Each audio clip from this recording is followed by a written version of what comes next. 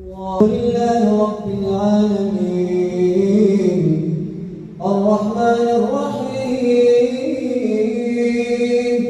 مالك يوم الدين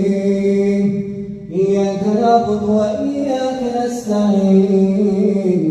اهدنا الصراط المستقيم صراط الذين أنعمت عليهم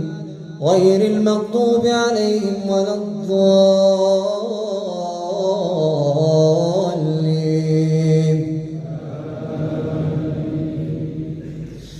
ولقد جاءت رسلنا إبراهيم بالبشرى قالوا سلاما قال سلام فما لبث أن جاء بعجل حنيذ فلما رأى أيديهم لا تصل إليه نكرهم وأوجس منهم خيفة قالوا لا تخف إنا أرسلنا إلى قوم لوط وامرأته قائمة فضحكت